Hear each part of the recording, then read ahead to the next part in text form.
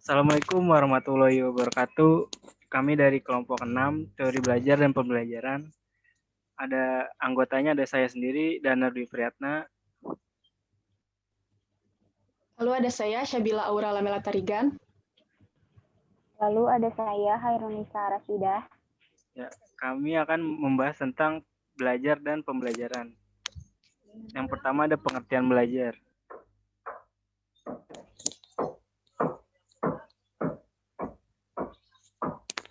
Ya.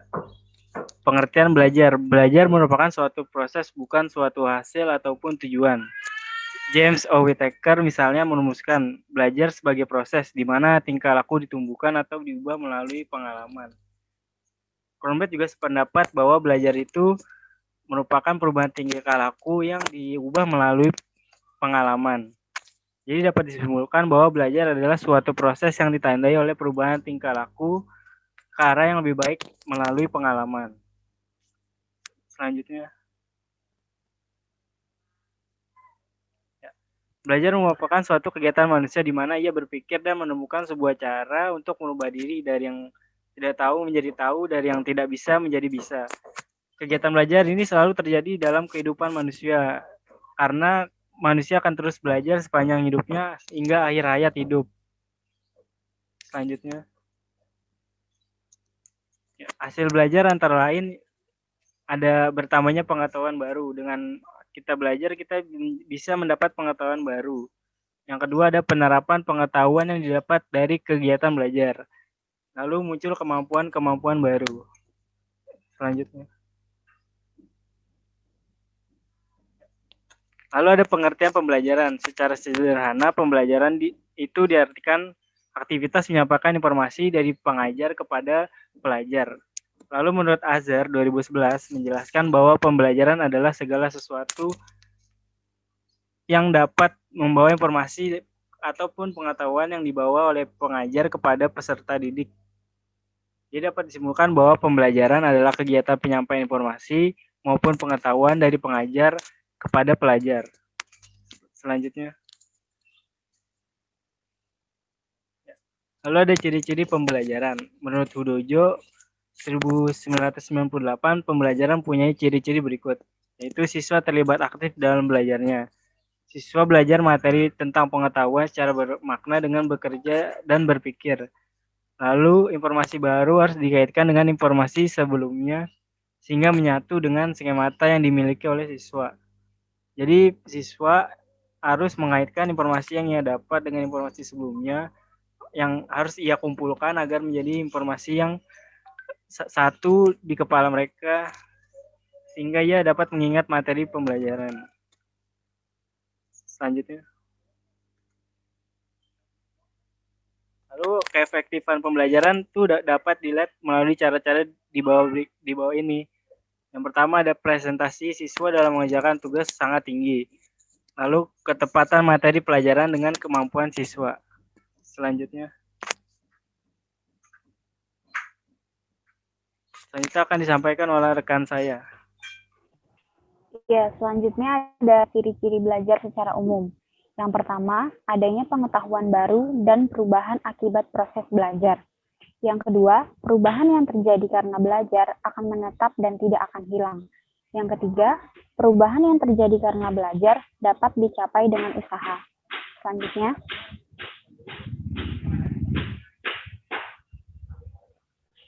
ciri-ciri belajar menurut beberapa ahli. Yang pertama, menurut Surya dalam Rusman. 1. Perubahan yang didasari dan disengaja atau intensional. Ciri ini menjelaskan bahwa belajar merupakan perubahan tingkah laku yang disadari atau disengaja oleh individu tersebut. Dia juga menyadari hasil dari perubahan tersebut. Individu tersebut memahami bahwa telah terjadi peningkatan pengetahuan atau keterampilan dari hasil ia belajar. Yang kedua, perubahan yang berkesinambungan atau kontinu. Perubahan yang berkesinambungan memiliki arti bahwa perubahan yang terjadi pada individu merupakan perubahan lanjutan dari keterampilan, pengetahuan yang telah dia miliki sebelumnya. Yang ketiga ada perubahan yang fungsional.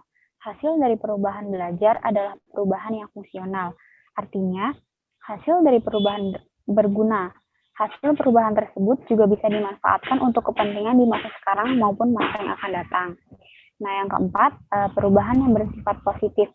Nah, belajar itu adalah terjadinya perubahan pada diri individu. Perubahan tersebut harus bersifat positif atau ke arah kebaikan. Yang kelima, ada perubahan bersifat aktif. Hal ini berarti bahwa perubahan yang terjadi pada individu akibat belajar diperoleh dari individu tersebut mendapatkan hasil dari perubahan tersebut. Selanjutnya, yang keenam ada perubahan yang bersifat permanen. Hasil belajar merupakan hasil yang permanen. Jadi, orang dikatakan belajar jika ia memperoleh perubahan tingkah laku yang sifatnya bertahan lama. Nah, yang ketujuh, perubahan yang terjadi berarah atau bertujuan. Seseorang dikatakan belajar jika ia sadar. Dalam belajar itu ia sadar. Dan jika ia punya tujuan. Nah, yang kedelapan ini ada perubahan perilaku secara keseluruhan. Maksudnya adalah bahwa hasil dari belajar itu mempengaruhi keseluruhan, tidak hanya pengetahuannya, tapi juga keterampilan dan sikapnya.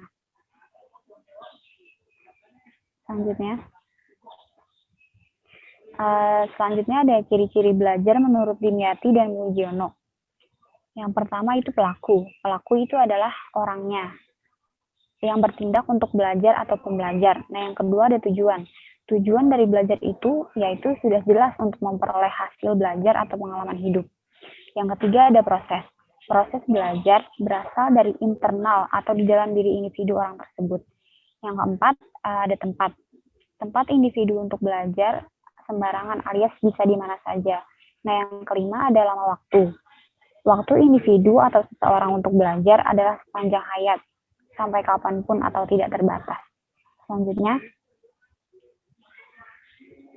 nah yang keenam ini ada syarat terjadi. Syarat terjadinya belajar yaitu adanya motivasi untuk belajar. Yang ketujuh ada ukuran keberhasilan. Tindakan belajar dapat dikatakan berhasil jika dapat memecahkan masalah. Nah, yang ke-8 ini ada faedah atau kegunaan belajar bagi pembelajar yaitu meningkatkan martabat pribadi. Yang ke-9 ada hasil. Hasil dari belajar sebagai dampak pengajaran pengiring.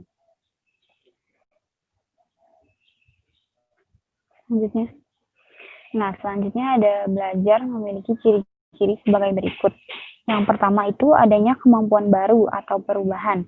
Perubahan tingkah laku tersebut harus bersifat kognitif, psikomotorik, dan afektif.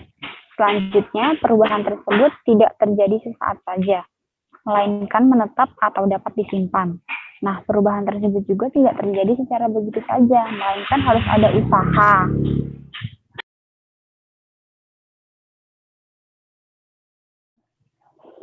Perubahan tersebut tidak terjadi begitu saja, melainkan harus ada usaha. Perubahan terjadi akibat adanya interaksi dengan lingkungan. Nah, perubahan itu semata-mata disebabkan oleh pertumbuhan fisik atau kedewasaan, tidak karena kelelahan, penyakit, atau obat-obatan.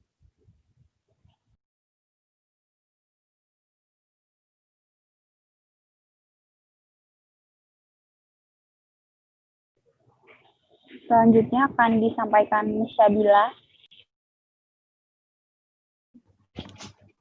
Oke, selanjutnya ada tujuan belajar. Semua hal di dunia ini memiliki tujuan, sama halnya dengan belajar. Tujuan belajar adalah untuk mendapatkan pengetahuan. Semakin banyak pengetahuan akan membantu dan sangat membantu kita. Lalu, belajar juga bertujuan untuk membiasakan dan menyesuaikan diri kita terhadap tantangan dalam hidup agar mudah melaluinya. Motivasi belajar dan pengaruhnya. Pengertian motivasi belajar. Motivasi belajar adalah keseluruhan daya penggerak, baik dalam diri maupun dari luar siswa, dengan menciptakan serangkaian usaha dan memberikan arah pada kegiatan belajar, sehingga tercapainya proses pembelajaran yang diinginkan. Lalu, ada 3 komponen utama dalam motivasi. Yang pertama adalah kebutuhan, yang kedua adalah dorongan, dan yang ketiga adalah tujuan. Ketiga komponen utama ini saling berkesinambungan. Selanjutnya ada macam-macam motivasi dilihat dari dasar pembentukannya. Terdiri dari 1. Motif bawaan atau primer. Motivasi yang didasarkan pada motif-motif dasar yang mana motif-motif dasar tersebut berasal dari segi biologis atau jasmani manusia. Manusia adalah makhluk berjasmani, sehingga perilakunya terpengaruh oleh insting atau kebutuhan jasmaninya. Motif bawaan ini bisa disebut motif dari dalam diri kita atau motif internal. Lalu yang kedua adalah motivasi yang dipelajari atau sekunder. Motivasi ini berbeda dengan motivasi primer. Motivasi sekunder merupakan motivasi yang dipelajari oleh manusia sebagai pembentukan perilaku dalam hubungan dengan lingkungan sosial. Motivasi yang dipelajari ini atau sekunder bisa disebut motivasi eksternal atau dari luar. Secara umum, motivasi dapat dikelompokkan menjadi dua macam, motivasi intrinsik dan motivasi ekstrinsik. Motivasi intrinsik merupakan keinginan bertindak yang disebabkan oleh faktor pendorong dan dalam diri sendiri. Motivasi ekstrinsik adalah energi yang aktif dan berfungsi karena adanya rangsangan dari luar untuk melakukan sesuatu.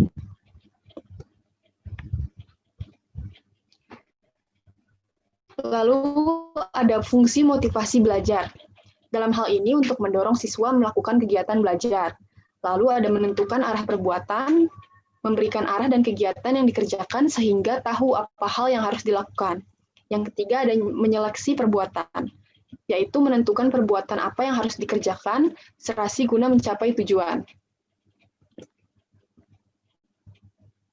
Selanjutnya ada upaya menumbuhkan motivasi belajar, yaitu menjelaskan tujuan belajar kepada peserta didik, bisa pemberian hadiah, lalu ada yang ketiga saingan atau kompetensi siswa, yang keempat pemberian pujian, yang kelima pemberian hukuman, yang keenam membangkitkan dorongan kepada anak didik untuk belajar, yang ketujuh membentuk kebiasaan belajar yang baik, dan yang kedelapan menggunakan metode yang bervariasi.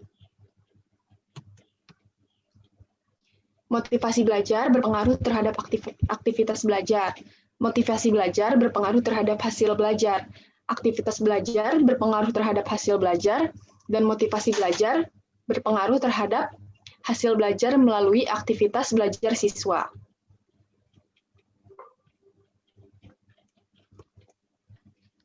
Terdapat pengaruh yang positif dan signifikan antara motivasi belajar terhadap kegiatan belajar siswa. Motivasi belajar terhadap kecakapan hidup siswa dan kegiatan belajar siswa terhadap kecakapan hidup siswa. Implikasinya adalah sebagai upaya untuk meningkatkan kecakapan hidup siswa, maka diperlukan peningkatan motivasi belajar siswa dan kegiatan belajar siswa.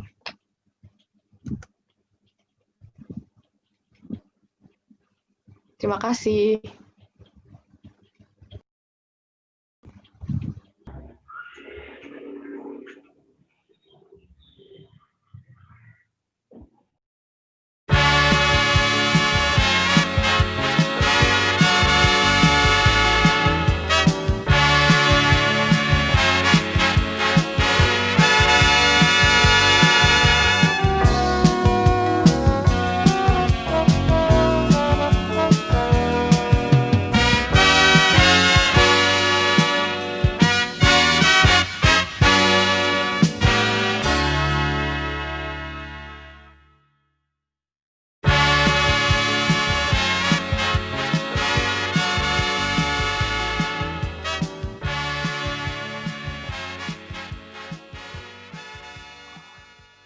Ya, saya akan menjawab pertanyaan dari Audrey ya. Jadi menurut saya, pembelajaran jarak jauh ini kurang efektif. Dikarenakan pembelajaran secara online ini tuh terkadang memiliki banyak kendala ya. Seperti contohnya tuh gangguan koneksi internet di tengah-tengah pembelajaran. Belum lagi pembelajaran seperti ini rentan dengan namanya miskom antara siswa dan guru. Nah, banyak juga siswa-siswi yang kesulitan memahami materi pelajaran yang diajarkan oleh gurunya. Jadi, sistem daring ini menurut saya kurang efektif. Tapi karena memang kondisinya darurat dan mau nggak mau harus tetap dilakukan secara efektif dan maksimal. Tapi sebenarnya tidak efektif.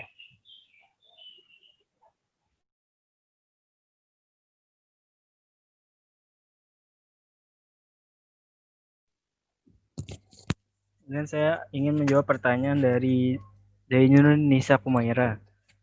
Salah satu ciri belajar adalah perubahan bersifat aktif. Bagaimana jika pelajar tersebut adalah orang yang pendiam? Seperti kebanyakan kasus, dia mengerti atau tidak hanya diam saja entah karena malas atau takut. Itu bagaimana? Kalau menurut saya untuk mengatasi siswa yang pendiam itu bisa dari gurunya sendiri. Bagaimana guru tersebut mampu membuat siswa itu menjadi aktif dengan berbagai cara dan berbagai macam hal. Misalnya guru tersebut melakukan sesuatu kegiatan yang menarik siswa untuk ikut aktif. Contohnya yaitu untuk belajar berkelompok gitu untuk menemukan suatu masalah. Jadi dengan adanya belajar kelompok, siswa yang pendiam itu jadi membaur bersama siswa-siswa yang aktif sehingga dia menjadi ikut aktif juga di dalam kegiatan belajar.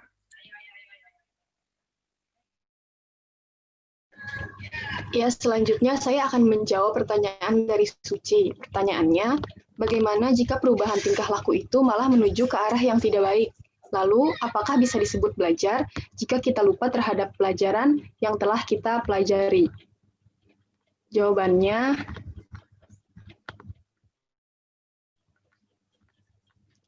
pada dasarnya belajar itu merupakan suatu kegiatan yang akan membawa kita menjadi lebih baik. Karena suatu hal yang positif pastinya akan berdampak positif pula pada diri kita. Namun, jika perubahan yang terjadi malah berbalik atau mengarah ke keburukan, mungkin perubahan tersebut bukan disebabkan oleh belajar. Mungkin bisa jadi dari faktor lain selain belajar. Terima kasih, Suci.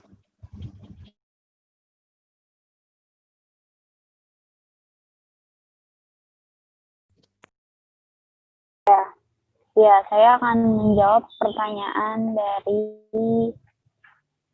Lucy. Pertanyaannya itu, salah satu ciri belajar adalah perubahan. Perubahan seperti apakah yang didapat dari belajar? Nah, menurut saya, perubahan yang dimaksud adalah perubahan ke arah yang lebih baik. Seseorang dikatakan belajar jika ia menunjukkan suatu perubahan ke arah yang lebih baik daripada sebelumnya. Misalnya, sebelumnya dia tidak tahu tentang satu materi, karena belajar dia jadi tahu dan jadi bertambah ilmunya. Seperti itu, Lucy. Terima kasih.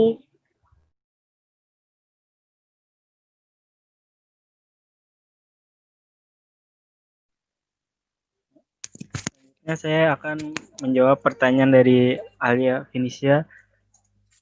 Pertanyaannya begini, nah kalau orang punya penyakit tapi dia masih bisa belajar dan ada perubahan, apakah masuk ke ciri-ciri belajar?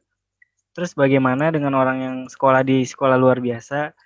Kan ada orang yang punya gangguan dan sejenisnya, apa itu juga bukan ciri-ciri belajar? Yang untuk kasus anak-anak SLB itu juga termasuk ke dalam ciri-ciri belajar ya. Karena salah satu ciri belajar itu adalah terjadi perubahan. Jadi dengan anak SLB itu bersekolah dan mengikuti kegiatan di sekolah itu dia terjadi belajar gitu, dia terjadi perubahan yang ada dalam dirinya. Jadi yang dimaksud penyakit ini maksudnya bukan penyakit gangguan jiwa ya, tapi penyakit seperti penyakit yang lainnya gitu, yang dapat merubah kita seperti itu.